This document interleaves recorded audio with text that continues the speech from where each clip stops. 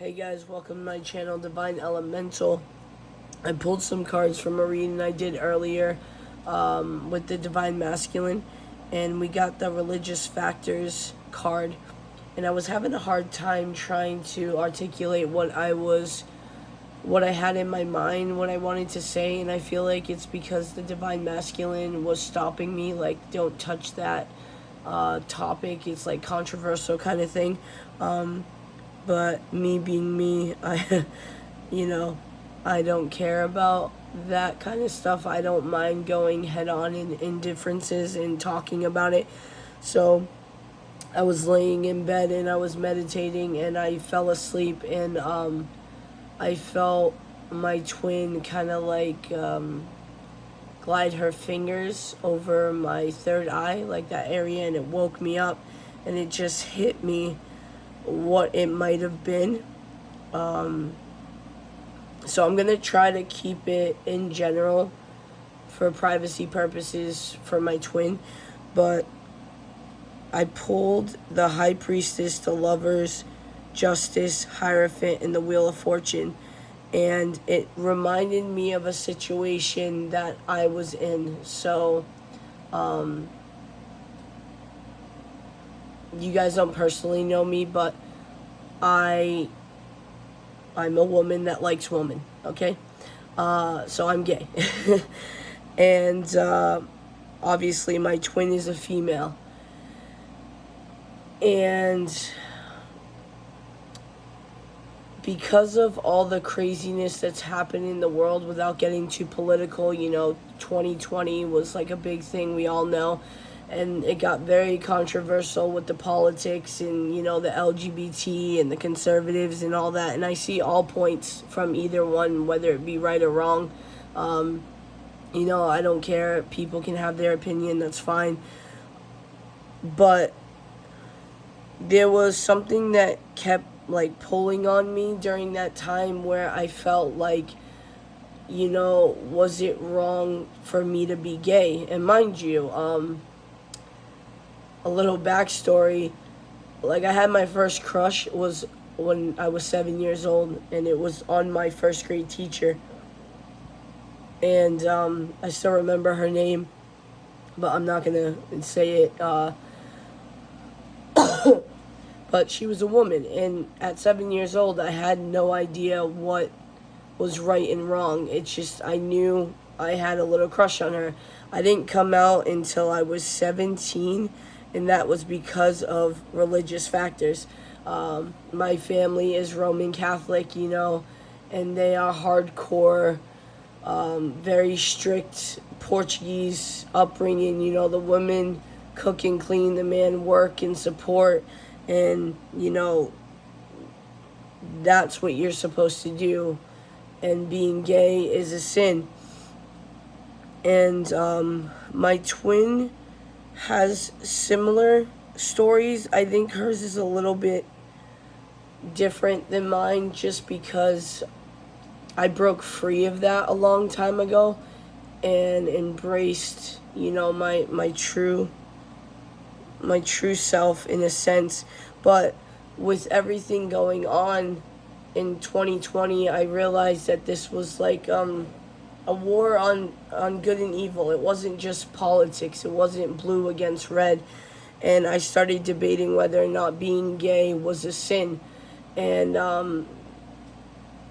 mind you, I've been in long-term relationships, married to a woman, that kind of stuff. Adopted my son. So my life has been this. So when I started calling it into question, I was like blown away. Like, why am I even thinking this kind of thing? And it had nothing to do with other people's views. It was my connection to God, because I've always believed in God. And during this spiritual awakening, I got closer to God. But my point is, I started questioning it heavily. Like, if I didn't work out in my marriage, then I was just gonna go straight. Like, that's possible. But I was just like, no matter what, if this is a sin, I'm gonna force myself, blah, blah, blah. And then it was like instant.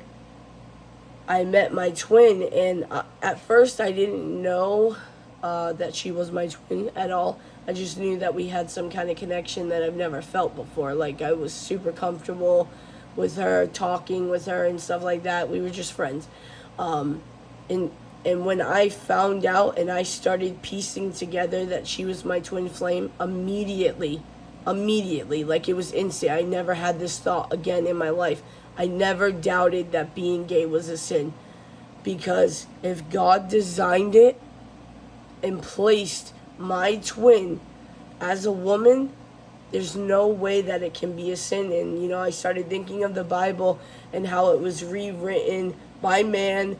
The new King James version, a lot of people don't realize, was rewritten by King James, and he did put in his laws that he wanted his citizens to abide by.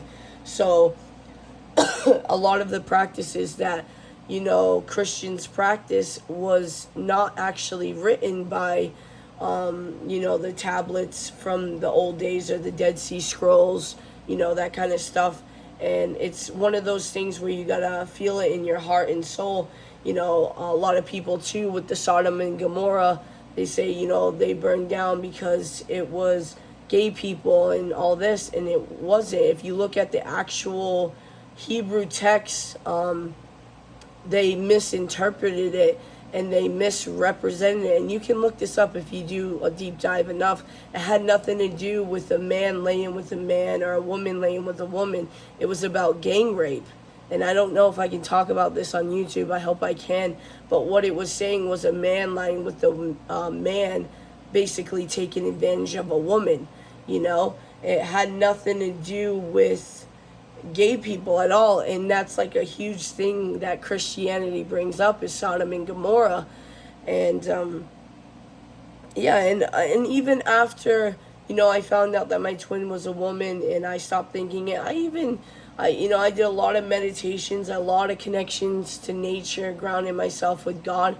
And I even re-asked and connected to make sure that I was on the right path, that I was being led by the right things. And I asked if, being gay was a sin, and numerous amounts of times I just got no. Love is the answer. And even I think of like us reincarnating, in how we are sometimes dominant and masculine energies and sometimes dominant and feminine energies. It's kind of unrealistic to think that we've been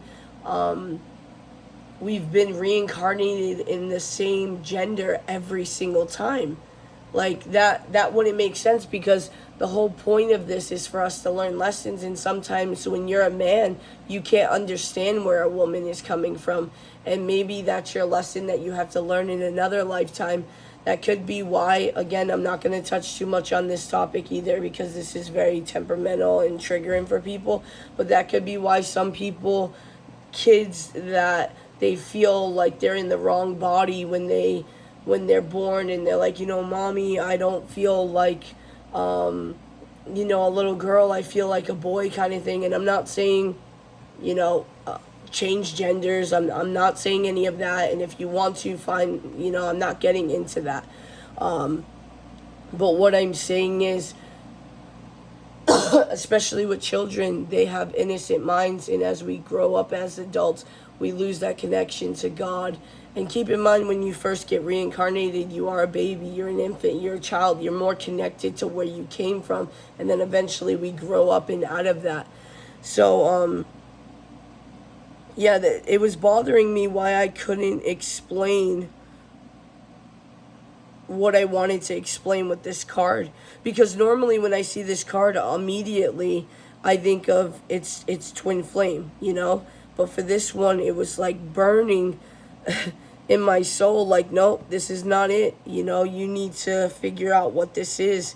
And with this Hierophant, he looks like a pope, and the high priestess is like the female version of the Hierophant, divine counterpart type things. But I don't think this is what this is. I think it's more of using your intuition, like being smart enough to realize that we can't go strictly based on a book that was rewritten. There is text, don't get me wrong, like the Ten Commandments. We have old scrolls that like the first 10 commandments I think we have, and it's written, nothing was changed except for like one word or something like that. It says remember the Sabbath, and like the last day of the week is the Sabbath, and to remember that day. And I think the remember part is the one that's like missing. But what I'm saying is, regardless of your religion and whatever, there is truth in every religion, just like I believe that there is truth in every legend. Because back in the day, there wasn't cell phones, there wasn't cameras. So if, people in Europe were seeing things in the 1800s that people in America were seeing, how are they seeing the same things? Unless it's real, it's impossible to fake that legend kind of thing. And the Wheel of Fortune here is a destiny card, and I represent this a lot when it comes to the divine and the divine design.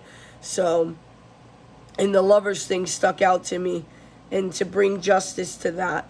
And that's where I put together, okay, now I get it. It's the fact that everyone represents love in the Bible as this is what it's supposed to be. This is it. It's like the way Christians or any, a lot of religions actually believe that divorce is a sin and God will hate you. But a lot of people don't also know that Adam and Eve, they weren't, like, Adam's first wife was not Eve. Adam's first wife was Lilith. And Lilith ended up leaving the Garden of Eden. And again, I'm not going to touch on that because that's a whole nother topic. But then God created Eve from Adam's rib, and that's how Eve was created. And this is actual. This is not legend. This is not anything. This is actual. They just took it out of the Bible. And a lot of people don't realize that. So it's like, okay, so the first creation of man and woman, they were together, they were married, they were husband and wife, and, Adam wasn't basically damned to hell kind of thing from God because he got a different woman. It wasn't like that.